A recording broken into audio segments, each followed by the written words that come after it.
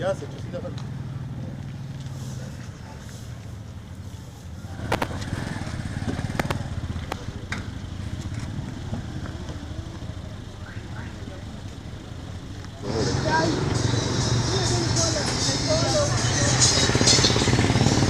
raini moja sisi wote.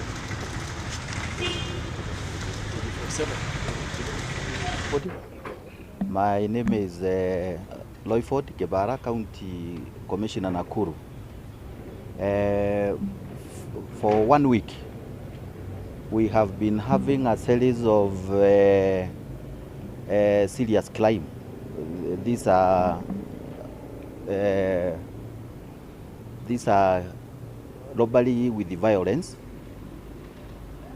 Robbery with violence is where people use firearms and then they are terrorizing people and killing them.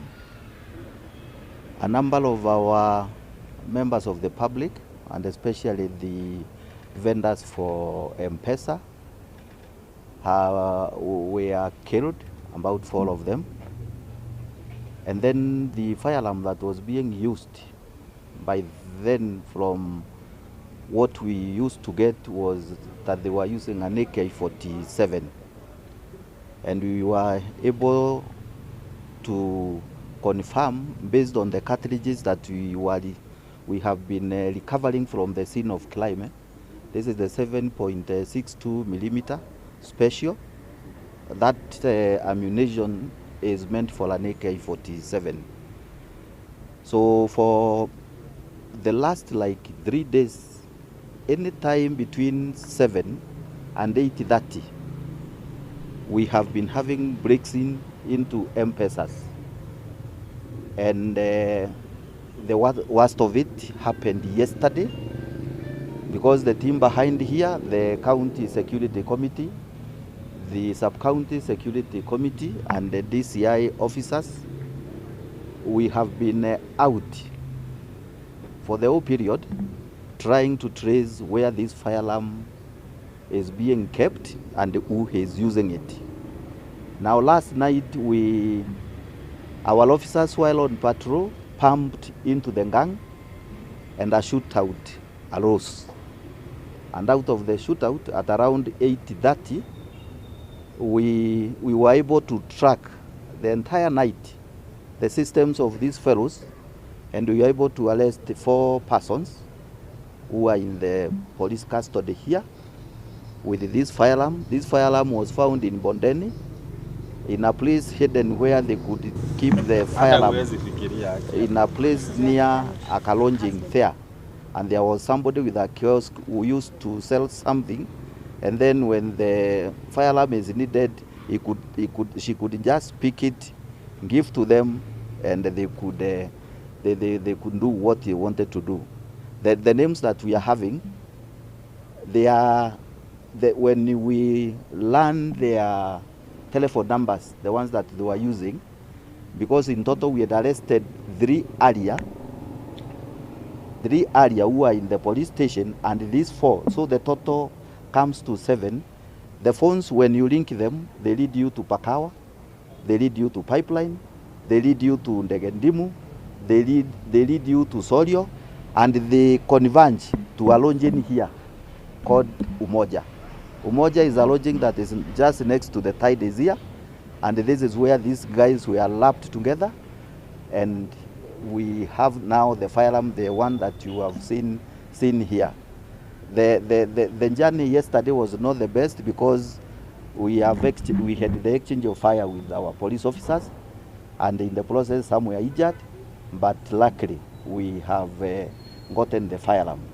I want to thank the members of the public and the leadership here, because when this happened, everybody got concerned, in that we had started finding even our members of the public sharing information with us, and where they suspected somebody was not very clear to them, they could justice them, because they felt that this is enough. So they have done a great job in support of the National Police Service and our leaders also. and everybody, I think it is happy. We don't want to, because we still think this gang could have been a bit bigger. We are still pursuing some other leads so that at the end of the day, we may be able to get the others that have been working with these criminals. So that is it. And I think moving forward, that kind of wave of crime will not be seen here in Nakuru. It is a bad one, because initially, like I said, we used to have people losing money through M-Pesa. Then we came into people using knives and pangas. Now the group had generated into now acquiring firearm and hitting people. What we've noted is very interesting. The guys in here, these guys are from Kuria, Tanzania. The 4 or 5 of them, but with accomplices in between here, and one of them is an ex-convict who was released from JK prison here in Nakuru just I think last month, one of the fellows who is inside here. So we'll get even more information from them that will take us to another level if they have more people that they have been operating with. For those that have lost their lives, because it is very painful from the scenes that we visited, we want to pass our condolences to the families and assure them that we will check and see how best we can assist them at various stages as they do rest their people, because it is not their wish, and the fire alarm is not, the fire alarm, people might say it belongs to us. The links that we are following, because we sent in the cartridges to the ballistic experts, and now we are taking this fire alarm. It is not linked to here. It is linked to elsewhere, which in due course we will be able to know from where, and finally we will check on to where this zinaitwa ammunitions hizo za kupiga kama zinatoka pande gani, because we also want to know the source of hizi risasi tuko nazo hapa. If you follow the pattern of that climb, hii risasi hii magazine ni ngapi? Iko na 30. So you can see now at the point mahali tumeipata huko chini ni vile hamkukuwa, ningekuwa na nyinyi pale. Tumepata ikiwa imebakisha risasi 3.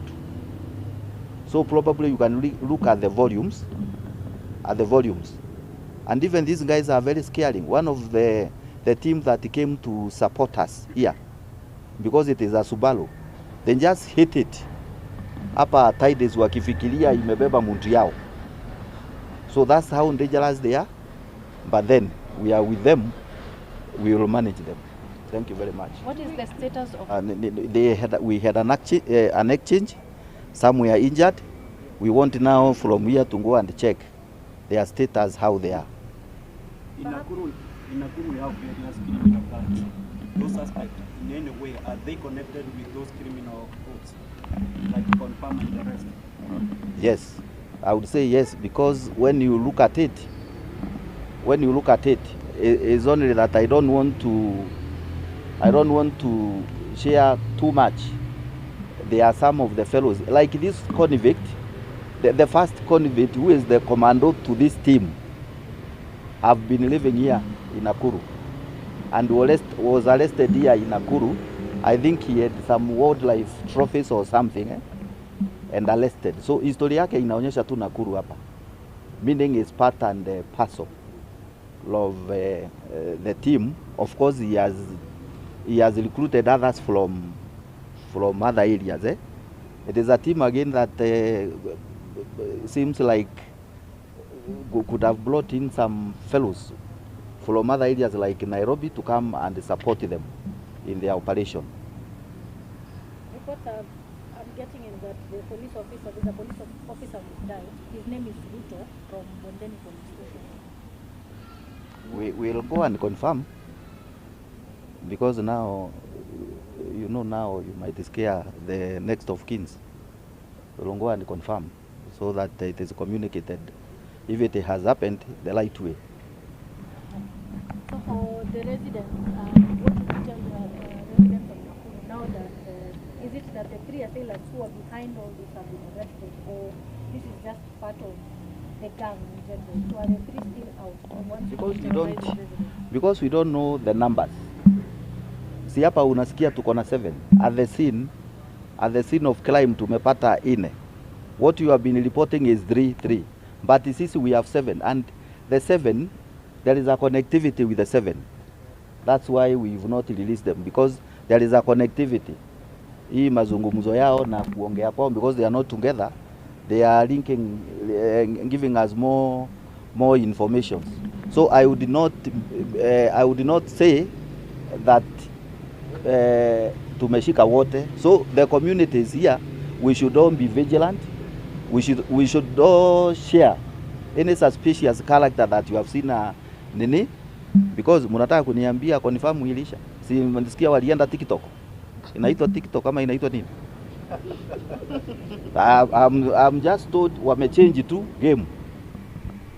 There are still other groups staying in some corner, na wanafanya hii utapeli sasa wa nini, whatever, let me call it that way. I don't know, they are calling it TikTok and all this, and these are criminals. They are not good people.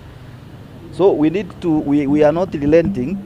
We need to sustain the war, because it's more than hitting and nini. Hata hiyo wanafanya huko bado ni ukora tu, so that we clear these people once and for all.